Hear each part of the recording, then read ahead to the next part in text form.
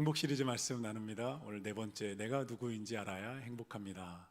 이런 제목으로 말씀 나눌게요. 한번 따라 보시겠어요? 내가 누구인지 알아야 행복합니다. 오늘 할렐루야 찬양대가 유독 여유롭게 진짜 자신의 이제 내면에 있는 찬양을 편하게 이제 이 무대에 적응하신 것 같아요. 오늘 굉장히 편안해 보였고 너무 감사합니다. 할렐루야 찬양대만 옆에 보시면서 한번 서로 인사드리겠어요? 당신은 무대 체질이었어. 호산나는 왜 율동을 안 한 거죠? 제가 꿈틀꿈틀한 거 보셨나요? 네, 율동 찬양 있을 때는 한번 띄워주시면 제가 마음껏 망가지겠습니다. 내가 누구인지 알아야 행복합니다. 2026년을 시작하면서 하나님이 우리 공동체에 주신 한 가지 비전 표현이 하나 있는데요, 마음에 심폐소생술이 있는 공동체입니다. 마음의 심폐소생술. 마음의 심폐소생술이라는 표현은요, 이 정혜신 의사 선생님의 정혜신의 적정심리학 당신이 옳다, 이 책에서 나온 표현입니다. 이 정혜신 선생님이 30년간 정신과 의사로 활동하면서 거의 1만 2천 명을 상담을 했고, 그리고 우리나라에 있는 거의 모든 참사 현장에, 그 트라우마가 가득한 피해 현장에 가서 사람들을 치유하고 또 상담해주는 삶을 살아오셨습니다. 책이 너무 좋은 거예요. 제가 보면서 우리 교회가 사랑의 공동체가 돼야 되는데 도대체 그 사랑을 구체적으로 어떻게 표현하고 어떤 원리로 사랑이 작동되는지를 이 정희 선생님이 너무 잘 알려주고 있는 거예요. 인간이 어떤 존재인지를. 제가 이분 크리스찬인 것 같다 싶어서 제 인터넷 찾아봤는데 이분이 크리스찬이었을까요? 크리스찬이니까 얘기를 꺼냈겠죠. 너무 기분 좋더라고요. 이분이 기독교 가정에서 자랐고 내 이웃을 사랑하라는 그 가치관을 가지고 의사가 돼서 피해 현장을 찾아다닙니다. 정희 선생님이 참사 현장에 갈 때마다 전문가들이 오히려 도움이 안 되는 것을 되게 많이 보았대요. 전문가들보다 자원봉사하러 오신 분들이 아픈 분들의 손을 잡고 저도 이런 고통을 겪어봤어요 라고 함께 울어줄 때 굉장한 치유의 에너지가 흐르는 것을 보았다고 이야기합니다. 그러면서 자격증 있는 사람이 치유자가 아니라 사람을 살리는 자가 치유자다, 이렇게 얘기합니다.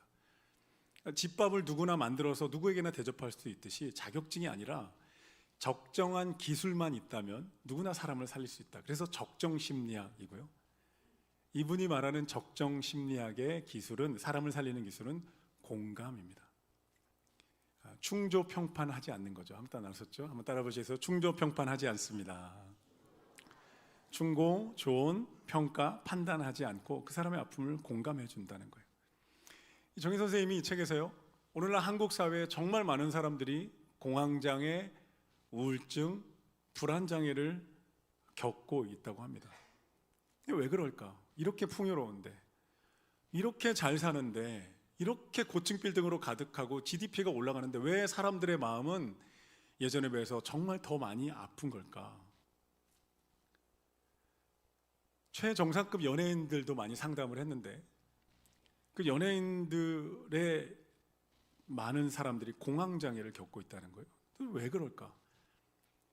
팬들의 선망의 대상입니다. 자신의 꿈을 이룬 사람입니다. 최정상에 올라 있는 사람들이고 재정적으로 부유하고 부러울 것이 없어 보이는 사람들인데 그들이 공황장애를 겪고 있더라는 거예요. 상담하면서 이 선생님이 깨달은 것은, 발견한 것은 그들이 나를 잃어버렸기 때문이더라 하는 거예요. 나를 잃어버렸다. 스타가 되기 위해서 무대에 오르는 순간에 나를 완전히 내려놓고 대중들이 원하는, 누군가가 원하는 모습만을 향해 달려가야 되는, 그거에 성공한 사람들이 스타가 된다는 거예요. 그리고 어느 날 이 사람들이 나를 그렇게 인정해주지 않을 때 불안감이 휩싸이기 시작하고 악플이 달리거나 조그만 인기가 줄어들면 엄청난 두려움에 사로잡히게 됩니다. 근데 그 순간에 딱 발견하는 것은 나는 이미 거의 소멸돼 있더라는 거예요. 나를 죽인 채 무대에서 사람들에게 맞춰주는 인생을 평생 살다가 어느 날 내가 없는 거예요. 정인 선생님이 이렇게 말씀합니다. 나가 흐려지면 사람은 반드시 병든다. 한번 따라오시죠. 나가 흐려지면 마음이 병듭니다. 스타뿐만 아니라 우리도 똑같다는 거예요. 내가 나를 인정받고 나를 존중받고 있는 모습 그대로의 나를 사랑받을 때 우리는 살아나게 되고 행복한 꿈을 꾸게 됩니다. 안정감을 가지게 된다는 거예요. 8살 아이가 초등학교 입학을 하게 된 거예요. 그래서 아빠가 차를 태워서 아이를 초등학교까지 데려갑니다. 아이가 아빠에게 물어봅니다. 아빠, 학교를 몇 년을 다녀야 돼요? 12년을 다녀야 돼. 초중고. 갑자기 아이가 불안한 눈빛을 보이면서 아빠한테 얘기합니다. 아빠, 그러면 집에 있는 저의 강아지 좀 잘 보살펴 주세요. 그래, 내가 잘 보살펴 줄게. 그리고 12년 후에 저를 꼭 데리러 와주세요. 학교 들어가면 12년간 있어야 된다고 생각을 한 거예요. 나를 잊지 말고 데려와 주세요. 그럼 초등학교 아이들도 나를 알아달라고 말합니다. 사람은 누구나 공감해주는 상대방에게 반응합니다. 마음이 열립니다. 왜냐하면 나라는 존재를 알아주기 때문에 그렇습니다. 그래서 공감이 사람을 치유한다는 거예요. 제가 공감을 외운 거죠. 공감이 좋습니다. 공감해줘야 합니다 라는 의미를 알고 있었지만 이 원리를 깊이 알려줘서 이 책이 너무 좋았습니다. 여러분, 우리가 예배를 드릴 때 치유가 일어나는 이유는 하나님이 우리의 상처와 아픔을 공감해 주시기 때문입니다. 하나님이 사랑과 은혜로 덮어주시기 때문에 그렇습니다. 율법으로 정죄하지 않으시고 십자가의 사랑과 은혜로 우리를 그대로 품어주시기 때문에 예배 가운데 우리 마음의 회복이 일어나는 거예요. 그래서 우리 교회 안에는 복음이 계속 선포돼야 되고요, 하나님이 사랑이시라는 것을 끊임없이 서로에게 말해줘야 합니다. 공감이란 옳고 그름을 따지는 게 아니고 너가 그런 말을 했다면, 너가 그런 행동을 했다면 무언가 너만의 이유가 있었을 거야. 그걸 인정해 주는 거야. 너만의 분명한 이유가 있었을 거야. 그 이유를 나에게 한번 말해주겠니? 라고 정인 선생님은 사람들에게 상담을 하며 여러분 다가간다는 거예요. 그러면 자신의 존재가 인정받는 순간에 사람들이 마음을 열고 안정감을 누리게 된다는 거죠. 초등학생 아이가 학교에서 친구와 싸운 거예요. 선생님한테 실컷 혼나고 집에 돌아와서 엄마한테 그 얘기를 했어요. 엄마가 다음부터는 그러지 말라고 또 혼낸 거예요. 아이가 울면서 이렇게 이야기합니다. 엄마는 그러면 안 되지. 내가 왜 그랬는지 엄마 나한테 물어봐야지. 내가 선생님한테도 혼나고 속상했는데 엄마는 나를 위로해줘야지, 물어봐줘야지. 그 친구가 계속 시비를 걸어서 참고 참다가 내가 한 대 때리게 된 건데 엄마는 나한테 물어봐줘야지. 울더라는 거예요. 아이들도 공감을 받고 싶어 합니다. 왕따를 학교에서 오랫동안 당했던 아이가, 선생님 책에 나오는 이야기입니다. 엄마의 정말 지극한 사랑과 용납과 보살핌을 수년간 받으면서 이 아이가 엄마와 함께 치유의 시간을 보낸 거예요. 그리고 어느 날 엄마한테 이 아이가 말합니다. 엄마 고마워. 나는 오늘부터 자유야. 세상이 보기에 다 가진 사람들, 정인 선생님이 상담을 해보면 돈, 권력, 외모, 성공 다 가진 사람들이 자기 존재가 인정받고 주목받지 못하기 때문에 결핍을 느낀다는 거예요. 더 느낀다는 거예요. 상담하는 사람이 이렇게 말한다는 거예요. 사람들이 나를 바라보지 않고 내 돈, 내 권력, 내 영향력만 바라보면서 옵니다. 나를 쳐다보지 않습니다. 그래서 이것마저 없으면 더 나를 찾지 않을까 봐 더 이것에 집착하게 되고 더 외롭습니다. 이런 말을 여러분 한다는 거예요. 세계적인 석학이자 영성가인 헨리 나우엔 신부님이 예일대학교와 하버드대학교의 교수님이었습니다. 헨리 나우엔이 쓴 책은 거의 다 베스트셀러가 됐고 강연 때마다 수천 명의 사람들이 몰려왔어요. 세상은 헨리 나우엔을 보며 성공한 교수다, 지식인이다, 명예로운 사람이다라고 이름표를 붙여줬지만 정작 헨리 나우엔은 행복하지 않았다는 거예요. 다 내 겉에 붙여진 옷이고 이름표였다는 거예요. 그리고 박수 소리가 커질수록 내면이 공허하더라는 거예요. 내가 더 이상 성과를 내지 못하면 사람들이 나를 버리고 등을 돌릴 거야라는 불안감이 어느 날 찾아오기 시작했어요. 그리고 헨리 나우엔이 충격적인 결정을 합니다. 하버드 대학의 교수직을 내려놓고 캐나다의 정신지체 장애인 공동체 라르시 데이브레이크로 들어갑니다. 그리고 거기서 뭘 하냐면 아담이라고 하는 중증장애 청년을 돌보기 시작해요. 1대1로 맡아서. 아담은 일도 못했고 혼자 옷도 못 입고 밥도 못 먹는 친구였어요. 헬리나오에는 아담을 매일 씻기고 밥을 먹이고 대소변을 받아주고 옷을 갈아입혔습니다. 사람들이 말했어요. 헬리나오엔 당신 같은 대학자가 이게 무슨 시간 낭비입니까? 뭘 하는 겁니까? 왜 이곳에서 썩고 있습니까? 헬리나오엔이 이렇게 고백했어요. 나는 아담을 도우러 갔다고 생각했는데 나를 구원한 건 오히려 아담이었습니다. 아담은 아무런 성취도 업적도 지식도 없었지만 그저 존재하는 것만으로 하나님의 사랑을 받고 있었습니다. 나는 아담을 보며 깨달았습니다. 내가 하버드 교수라서 사랑받는 것이 아니구나. 내가 책을 잘 써서 사랑받는 것이 아니구나. 나는 성공한 교수가 아니라 업적을 남긴 작가가 아니구나. 난 그저 하나님의 사랑받는 자인 거구나. 깨닫게 되었다는 거예요. 여러분, 내가 가지고 있는 것들에 관심 가지지 않고 내 존재 자체에 누군가 반응하고 내 존재 자체를 인정하고 사랑해 줄 때 우리는 근원적인 외로움에서, 불안에서 벗어납니다. 괜찮다는 걸 깨달아요. 바로 그렇게 우리에게 다가오시는 분이 한 분 있습니다. 그분의 이름이 바로 하나님입니다. 아멘. 할렐루야. 하나님이 이렇게 다가오신다는 거예요. 오늘 시편 139편 후반부에 보면 다윗이 19절에서 22절 사이에 보면요, 한번 보시겠어요? 다윗이 너무나 힘겨운 상황에 처해 있었다는 것을 고백합니다. 악인들이 공격해 온 거예요. 대적들이 나에게 칼을 내미는 거예요. 억울한 누명을 쓴 거예요. 적들에게 둘러싸인 거예요. 사울 왕에게 억울하게 쫓겨서 도망자의 신세를 살아갑니다. 광야로, 동굴로 쫓겨다닙니다. 사람들이 등을 돌려요. 그리고 사람들이 다윗을 향해서 말합니다. 너는 반역자니까 벌 받는 거야. 하나님이 너를 버리신 거야. 너는 실패한 인생인 거야. 그러니까 이렇게 도망다니는 거야. 이런 목소리가 들려옵니다. 너무나 억울하고 비통한 시간을 다윗이 보내면서 다윗의 마음은 마치 동굴에 갇혀버린 것 같았어요. 그냥 지내는 공간만 동굴이 아니라 마음도 동굴이 돼버린 거예요. 공황장애를 알았을까요? 불안장애, 우울증 아마 다 겪었을 것 같아요. 그런데 다윗이 그 동굴에서 하나님을 향하여 눈물로 기도합니다. 하나님 도와주십시오. 하나님 살려주십시오. 하나님 도와주시지 않으면, 붙들어 주시지 않으면 내 인생이 이 동굴에서 자꾸 소멸해 가는 것 같습니다. 내가 사라져 갑니다. 하나님 나를 붙들어 주십시오. 다윗이 눈물로 기도합니다. 시편에 보면요, 다윗의 그 통곡과 눈물의 기도가 가득해요. 다윗이 눈물과 통곡으로 기도했을 때 하나님이 다윗에게 내가 너를 어떻게 바라보는지를 이야기해 줄게 하면서 오늘 시편 139편의 말씀을 기록합니다. 하나님의 말씀을 들은 거예요, 음성을. 그리고 그 기록이, 그 말씀이 너무나 놀랍기 때문에 6절 말씀 한번 보시겠어요? 6절 말씀에 다윗이 너무 놀랍다, 이 지식이 감당이 안 됩니다라는 고백을 합니다. 6절 함께 한번 읽어주십시오. 다 같이 시작.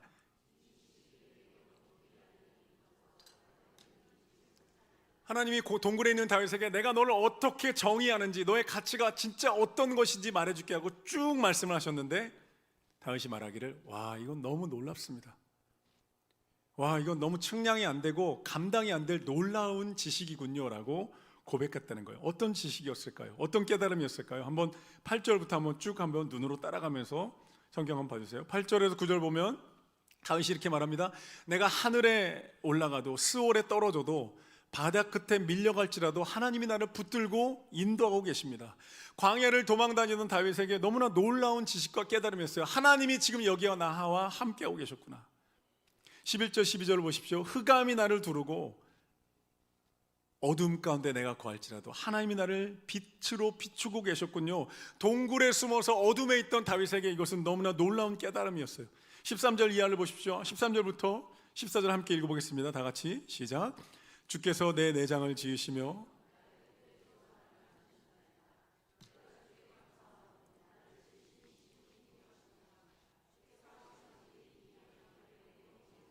아멘. 나를 못해서 하나님이 지으셨고 하나님이 나를 지으신 것이 기묘하시다라는 거예요. 이 기묘하다는 단어를 보면 너무너무 놀랍다는 거예요. 측량이 안 된다, 감당이 안 될 정도로 너무나 보석 같다라는 히브리어 원어의 표현입니다. 그리고 다윗이 14절 이하에서 계속 고백합니다. 내 형질이 이루어지기 전에 주의 눈이 보셨고 나의 정한 날이 주의 책에 다 기록되었고 그 기록된 가운데 하나님의 보배로운 계획들이 모래같이 많습니다. 이렇게 고백합니다. 하나님 알려주신 거예요. 미래를 꿈꿀 수 없는 다윗이었어요. 미래가 안 보입니다. 동굴에서, 터널에서, 광야에서 미래가 보이지 않은 채 여기서 지금 살아남아야 되는 다윗이었는데 하나님 말씀하시는 걱정하지 말아라. 내가 너의 인생을 향해서 수많은 계획들을 이미 기록해 두었고, 할렐루야, 할렐루야, 이미 기록해 두었고 그 보배로운 계획들을 내가 하나하나 이루어갈 것이다. 너의 인생은 동굴에서 끝나지 않는다. 너의 인생은 광야에서 끝나지 않는다. 하나님이 말씀해 주신 거예요. 너무너무 놀라운 거예요. 6절에서 다시 고백합니다. 이거 너무 놀랍습니다. 하나님, 너무 놀랍습니다. 내가 무엇이길래? 세상은 다윗을 향해 조롱했어요. 너는 실패자다. 너는 가치가 없다. 너가 죄가 있으니까 동굴에 갇힌 거지. 근데 하나님이 말씀하시는 거 아니다. 너를 내가 모태에서부터 지었고 너를 특별한 기적의 인간 사람으로 만들었고 내가 어디로 가든지 내가 너와 함께하고 너를 내가 보배로운 계획을 가지고 너의 인생을 이끌고 있다. 이렇게 말씀하고 계세요. 할렐루야. 다윗은요, 절망의 바다 끝에서 흑암의 동굴 안에서 하나님의 음성을 듣습니다. 나를 모태로부터 지으신 하나님이 나의 가치를 매기신다는 것을 깨닫습니다. 그리고 그런 동굴에서 빠져나옵니다. 14절에 나를 지으심이 심히 기묘하다 합니다. 17절에 보면 나를 향해 보배로운 생각을 가지고 계신다. 이 보배롭다는 단어는 히브리어로 야카르라고 하는데요, 너무나 무거울 정도로 귀하다는 거예요. 보석을 떠올리면 될 것 같아요. 세상의 가벼운 말들이 내게 상처를 주지만 하나님의 무겁고 귀중한 말씀이 내 인생을 살려내는 놀라운 은혜와 기적의 치유가 있는 줄로 믿습니다. 다윗에게 주셨던 이 말씀이요, 성경 안에 계속해서 하나님이 반복하십니다. 내가 너를 지었다. 내가 너를 보배롭게 여긴다. 너는 기적의 걸작품이다. 너의 인생을 향한 내가 계획을 가지고 있다. 끊임없이 말씀하시다가 하나님이 십자가에서 최종적으로 가장 크게 말씀하신 거예요. 할렐루야. 내가 너를 위해 내 아들을 내어주기까지 사랑했다. 내가 너를 위해 내 아들을 아끼지 않고 내어줄 만큼 너는 나의 존귀한 자녀고 나의 사랑받는 자다라고 하나님이 십자가를 통해 큰 소리로 외치고 계신다는 거예요. 아멘. 하나님의 사랑받는 자가 된 거예요. 옆에 보시면서 인사하겠습니다. 당신은 하나님의 사랑받는 자녀입니다. 아멘. 고아가 아니라는 거예요. 다윗에게 하나님 말씀하는 거예요. 광야와 동굴을 도망 다니고 있는 다윗에게 고아가 아니다, 버려진 자가 아니다. 내가 너를 사랑하는 너의 아버지고 너를 향한 계획들을 내가 이루어갈 것이다. 나의 손을 잡고 동굴에서 나와라 말씀하시는 거예요. 여러분, 우리는 하나님의 십자가를 통해 하나님의 사랑받는 자녀가 된 줄로 믿습니다. 저희 은결이가 16개월이 되면서 너무너무 이쁜 짓을 많이 합니다. 이뻐 죽겠습니다. 눈을 마주치고요, 소리내서 막 웃고 깔깔거리 웃습니다. 그리고 막 눈웃음을 치고 애교를 떱니다. 그리고 안아달라고 막 웃으면서 막 걸어오는데 너무 예쁩니다. 우리 선명수 장로님이 예전에 작년쯤에 목사님 한 2살, 3살 되면 이뻐서 환장할 겁니다 이러셨어요. 환장하고 있습니다. 제가 지난주에 그런 생각이 들어요. 아이를 보면서 와, 내가 이 아이를 위해서 죽어줄 수도 있겠다, 이런 마음이 들었어요. 한 번도 이런 생각 해본 적이 없는데 내가 이 아들을 위해서 죽어줄 수도 있겠다, 이런 생각이 들더라고요. 그런데 이제 하나님이 주신 귀한 생명이니까 웬만하면 이제 아이 장가가는 것도 보고 손주 낳는 것까지 보고 좀 아주 오래오래 살다가 하나님께 가는 게 낫겠죠. 일찍 가고 싶지는 않습니다. 하나님 말씀하시는 거예요. 사랑받는 자녀다는 거예요. 저는 그냥 죽어줄 수 있겠다는 생각까지만 하지만 하나님은 진짜로 아들을 세상에 보내셔서 십자가에서 죽기까지 사랑하셨다는 거예요. 아멘. 이 하나님 앞에 우리가 어떻게 감동하지 않을 수 있겠어요? 어떻게 이 하나님을 예배하지 않을 수 있겠어요? 어떻게 이 하나님을 믿지 않고 이 험악한, 이 공허한 사망으로 가득한 세상을 살 수 있겠습니까? 성경을 통해 하나님 끊임없이 말씀하시는 거예요. 내가 너를 지었다. 다윗에게 말씀하시는 거예요. 반주시겠어요. 다윗에게 말씀하시는 거예요. 너는 나의 사랑받는 자다. 너는 내가 지은 걸작품이다. 내가 너를 향한 인생의 계획을 가지고 있고 너는 사명을 가진 자다. 너의 인생의 모든 계획들을 내 책에 기록했다. 그 모든 보배로운 계획들을 내가 하나하나 풀어갈 것이다. 할렐루야.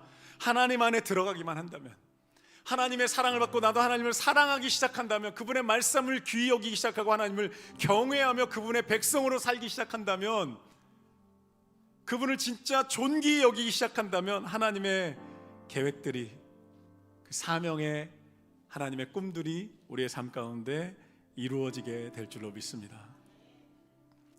세상은 내가 가진 조건으로, 내가 이룬 것으로 우리를 평가합니다. 더 가져야 된다고, 뭔가 더 이루어 보라고. SNS, 정인 선생님이 그런 얘기 하더라고요. SNS에서 사람들이 자기를 그렇게 드러내는 건 역설적으로 나에 대한 인정이 그만큼 세상에 없다는 반증이다라는 거예요. 인정받고 싶다는 거예요. 사랑받고 싶다는 거예요. 누군가 나를 좀 알아줬으면 좋겠다는 거예요. 세상은 그런 이름표를 우리에게, 거짓된 이름표를 붙입니다. 근데 우리를 지으신 창조주 하나님은 내 모습 이대로 나를 사랑하십니다. 나를 그렇게 지으셨기 때문에, 그리고 나를 세우셔서 하나님의 사랑받는 자로, 기적 같은 작품으로, 보배로운 계획을 가진 자로 바라보며 나를 정의해 주십니다. 한 자매 이야기를 들려드리고 설교를 마무리할게요. 미국 텍사스에 사는 리지 벨라스케스라는 자매입니다. 리지라는 자매는 태어날 때부터 희귀병을 앓아서 몸에 지방이 축적되지 않는 그런 병을 가지고 태어났습니다.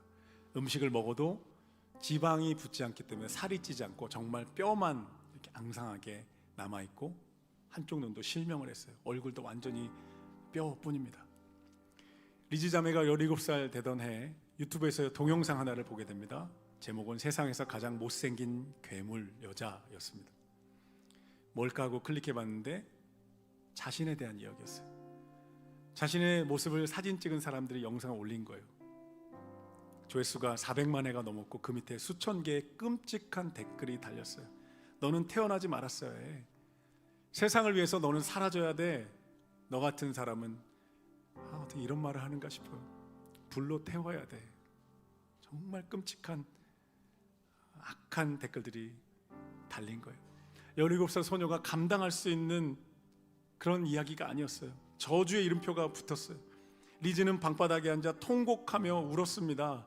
이 말대로라면 나는 그냥 사라져야 되는 존재인데, 나는 의미 없이 실수로 태어난 사라져야 될 괴물인가, 통곡하며 울고 있었어요.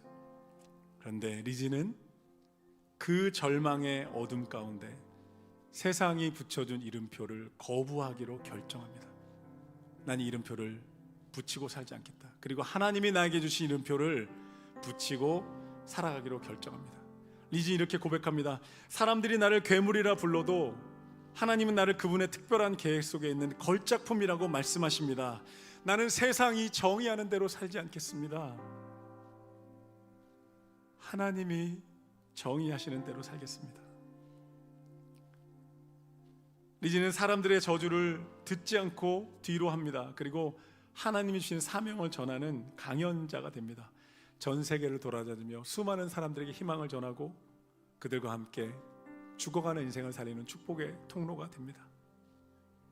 세상이 리지에게 붙인 이름은 괴물이었는데 하나님이 붙여주신 리지의 이름은 세상을 치유하는 자였습니다. 제가 설교 준비 끝나고 다시 리지 영상을 하나 찾아봤는데, 미국 의회에 가서 학교 왕따 방지법, 학교 개선안 방지법을 제정해달라고 연설하는 장면이었어요. 강마른 한 소녀가 너무너무 눈물겨운 장면이었습니다. 사랑하는 성도 여러분, 세상이 붙인 가짜 이름표를 붙이고 사는 한 우리는 행복해질 수 없습니다. 끊임없이 공허하고 불안합니다. 어떤 이름표를 달고 살고 계신가요? 겉에 드러난 내 조건들 내가 아닙니다. 다윗은요, 우리보다 더 비참한 도망자의 시간을, 실패자의 시간을, 절망의 어둠의 시간을 살아가며 동굴로, 광야로 들어갔습니다. 그런데 그 바다 끝, 어둠의 끝에서 다윗은 세상이 붙여준 이름표를 떼냅니다. 하나님이 붙여주신 이름을 자신의 가슴에 새깁니다. 나는 하나님의 기적의 손길이다. 내가 하늘 끝에, 바다 끝에 있을지라도 하나님이 나를 인도하고 보호하신다. 주님이 나를 향해 보배로운 계획을 가지고 계신다. 셀 수 없을 만큼 가지고 계시고, 그래서 나는 광야에서 끝날 인생이 아니다. 사랑하는 성도 여러분, 이 아침에 세상이 붙여준 이름표를 떼고 하나님이 붙여주시는 이름표를 붙이게 되기를 예수님의 이름으로 축복합니다. 내가 누구인지 알 때 행복이 시작됩니다. 기도하겠습니다. 하나님, 내 모습 이대로 괜찮다고, 내가 너를 아름다운 걸작품으로 기적의 손길로 만들었다고 말씀하시니 감사합니다. 하늘 끝에 있든 바다 끝에 있든 동굴에 있든 어둠 속에 갇혀 있을지라도 하나님이 나를 인도하고 보호하신다고 말씀하시니 감사합니다. 나를 향해 보배로운 계획을 가지고 계시고 그것을 하나하나 이루어 가시는 나의 사랑하는 아버지라고 말씀하시니 감사합니다. 주님, 이 찬양을 드리며 나아갈 때 우리 모든 성도들에게 붙어있던 세상이 붙여놓은 거짓 이름표들이 다 떨어져 나가게 하여 주시옵소서. 하나님 안에서 나를 발견하고 손 내밀어 하나님이 주시는 이름표를 붙이는 기도의 시간 되게 하여 주옵소서. 예수님의 이름으로 기도합니다.